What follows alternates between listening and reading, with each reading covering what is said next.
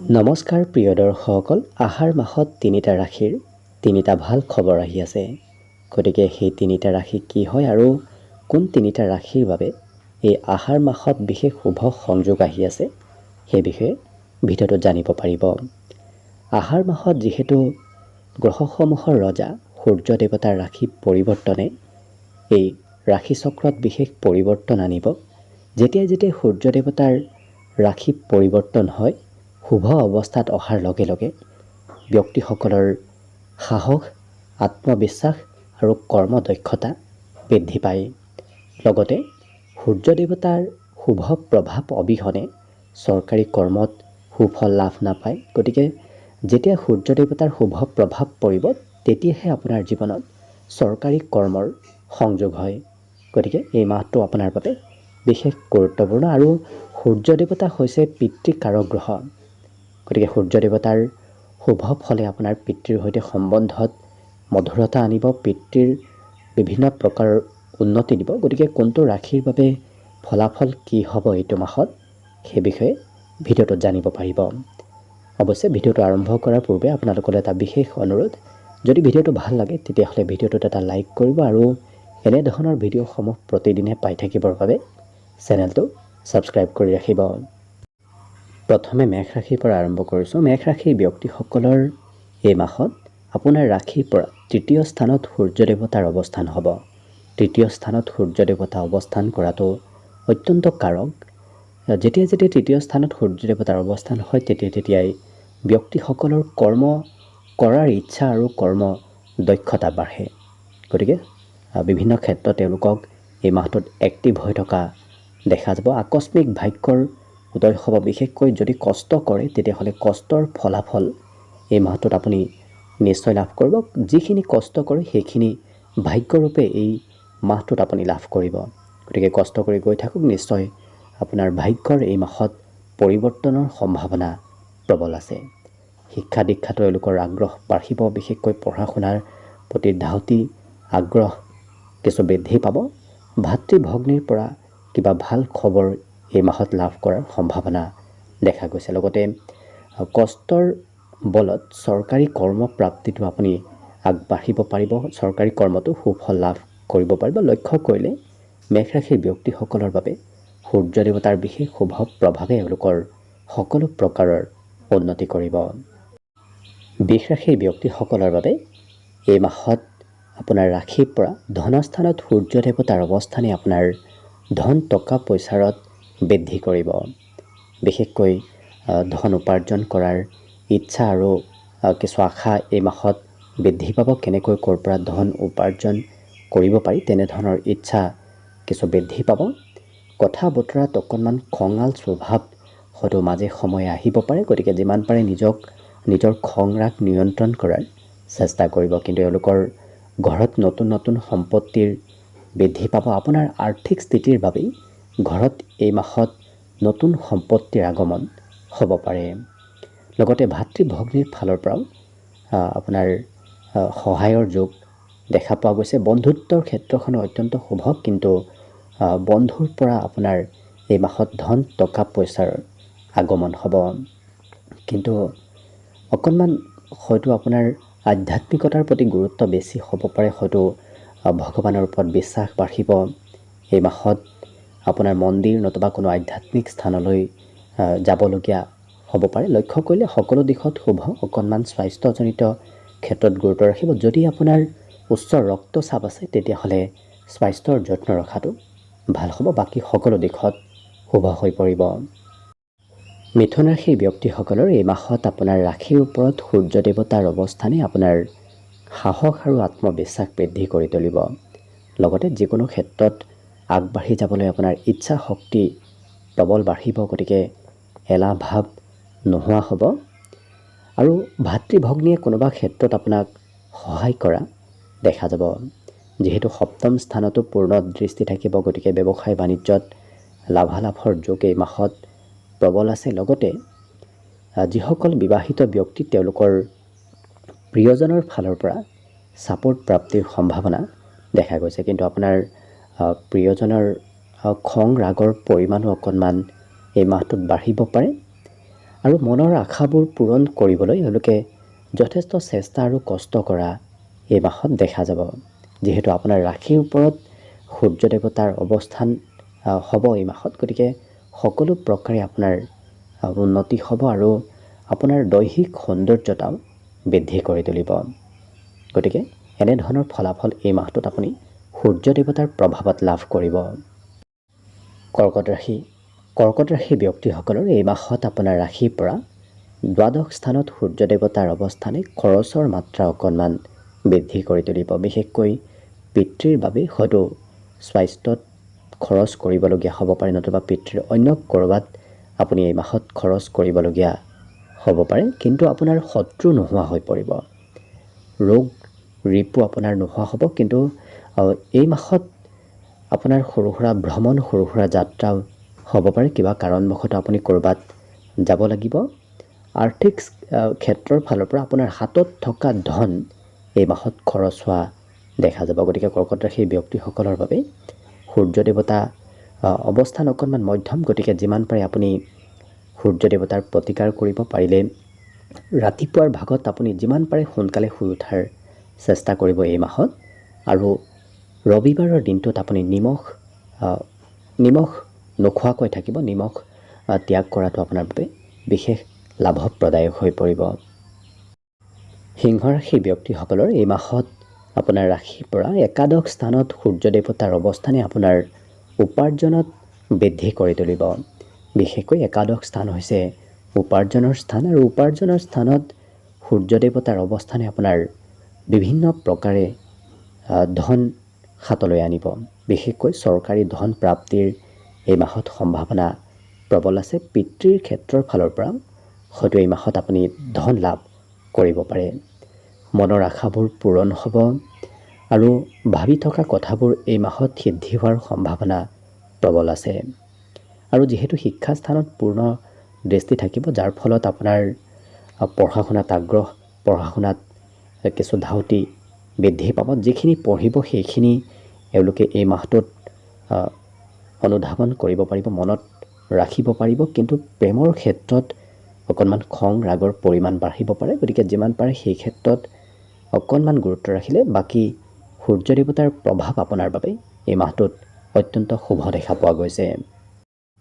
একেদৰে কন্যা ৰাশিৰ ব্যক্তিসকলৰ এই মাহত আপোনাৰ দশম স্থানত সূৰ্য দেৱতাৰ অৱস্থানে আপোনাৰ কৰ্মস্থানত অত্যন্ত শুভ ফল প্ৰদান কৰিব। এই মাহত নতুন কৰ্মপ্ৰাপ্তিৰ যোগ দেখা গৈছে। কাম বন কৰাৰ ইচ্ছা, ধাউতি অকণমান আপোনাৰ বৃদ্ধি পাব বিগত মাহৰ তুলনাত, আৰু চৰকাৰী কৰ্মপ্ৰাপ্তিৰ সম্ভাৱনাও প্ৰবল আছে। গতিকে চেষ্টা কৰি থাকক, নিশ্চয় শুভ ফল এই মাহত লাভ কৰিব। ঘৰ নতুনকৈ গৃহ হয়তো নিৰ্মাণ হ'ব পাৰে এই মাহত। ঘৰত নতুন সম্পত্তিৰ আগমনৰ সম্ভাৱনাও প্ৰবল আছে। পিতৃয়ে হয়তো এই মাহত ঘৰলৈ কিবা নতুন সম্পত্তি লৈ আহিব পাৰে। মাজে সময়ে অকণমান খৰচো বাঢ়িব। কৰ্মত খৰচৰ মাত্ৰা এই মাহত কিছু দেখা পোৱা গৈছে। বন্ধু বান্ধৱৰ ফালৰ পৰাও লাভালাভৰ যোগ এই মাহত যথেষ্ট আছে। কৰ্মত বিশেষকৈ বন্ধুৰ পৰা আপুনি লাভ কৰিব, লাভালাভ ল'ব পাৰিব। গতিকে এই মাহত কন্যা ৰাশিৰ ব্যক্তিসকলৰ পিতৃৰো কিবা ভাল খবৰ অহাৰ সম্ভাৱনা প্ৰবল আছে কৰ্মক্ষেত্ৰত।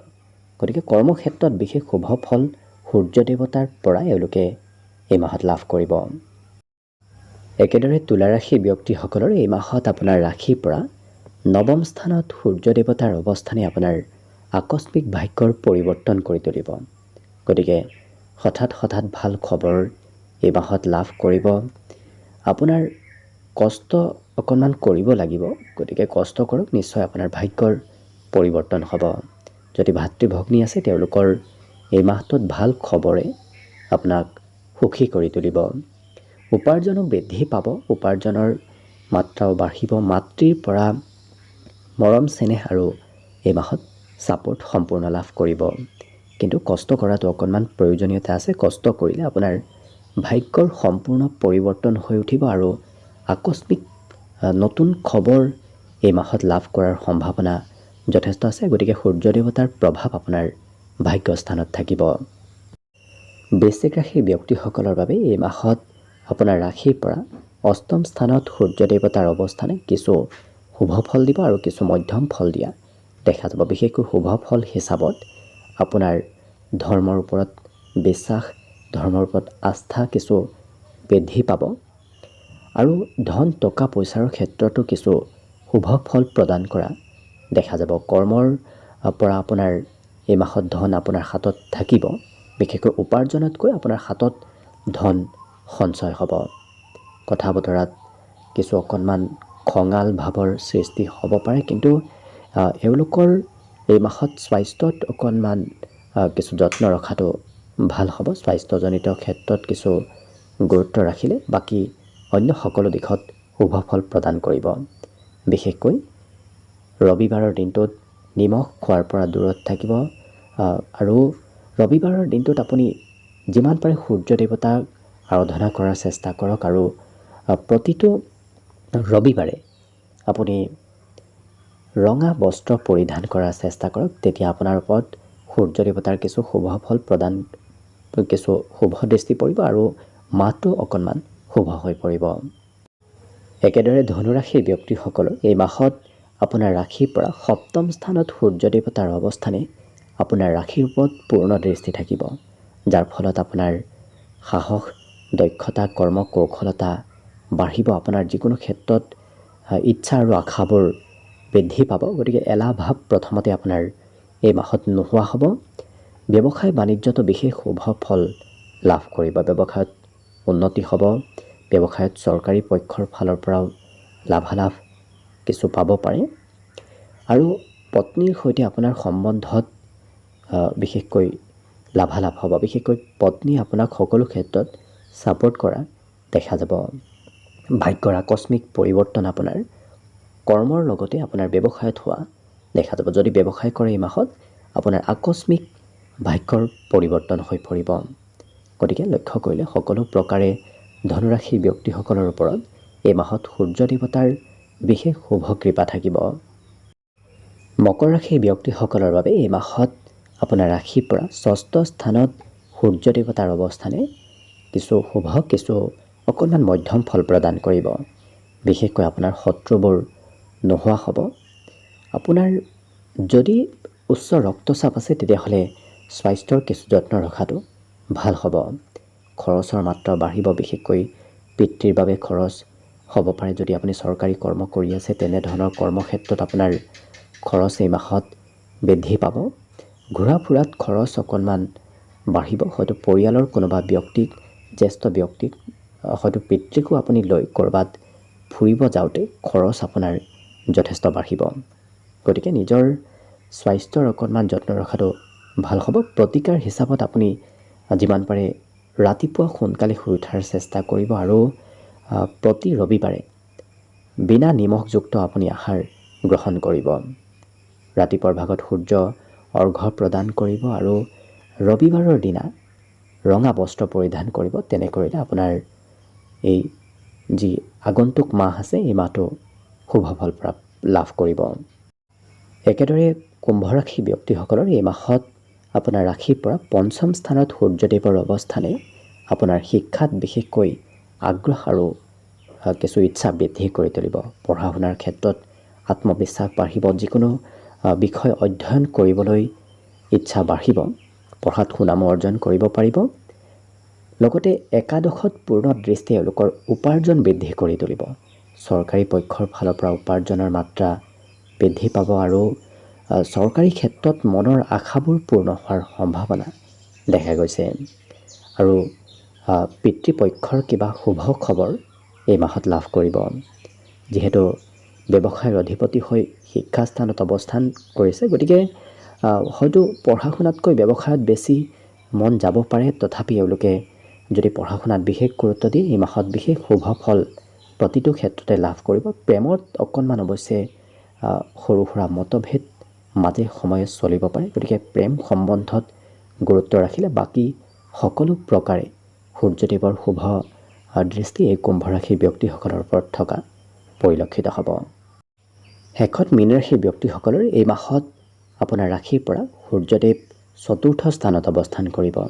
চতুৰ্থ স্থানত সূৰ্যদেৱৰ অৱস্থানে কৰ্মত বিশেষ শুভ ফল প্ৰদান কৰিব। আপোনাৰ চৰকাৰী কৰ্মত এই মাহটোত লাভালাভৰ পৰিমাণ যথেষ্ট আছে, গতিকে চেষ্টা কৰক, নিশ্চয় শুভ ফল লাভ কৰিব। আৰু ভূমি সম্পত্তি বৃদ্ধিৰ যোগো দেখা পোৱা গৈছে। পিতৃৰ পৰা সম্পত্তি বৃদ্ধি পাব, গতিকে পিতৃৰ ঘৰুৱা সম্পত্তি এই মাহত বৃদ্ধিৰ যোগ দেখা গৈছে।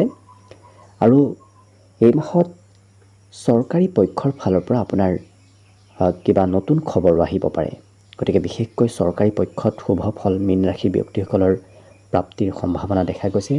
বন্ধু বান্ধৱৰ পৰাও সহায় লাভ কৰিব। বন্ধু বান্ধৱৰ সহায়ে কৰ্মত বিশেষ শুভ ফল প্ৰদান কৰিব। গতিকে এই মাহটোত সৰ্বতো প্ৰকাৰে সূৰ্যদেৱৰ শুভ দৃষ্টি মীন ৰাশিৰ ব্যক্তিসকলৰ ওপৰত থাকিব। গতিকে আশা কৰিছোঁ প্ৰত্যেক ৰাশিৰ বাবে যেন এই মাহটো শুভ আৰু মংগলময় হৈ পৰক, তাৰেই কামনাৰে ভিডিঅ'টো আজিৰ বাবে ইমানতে সামৰণি মাৰিছোঁ। ধন্যবাদ।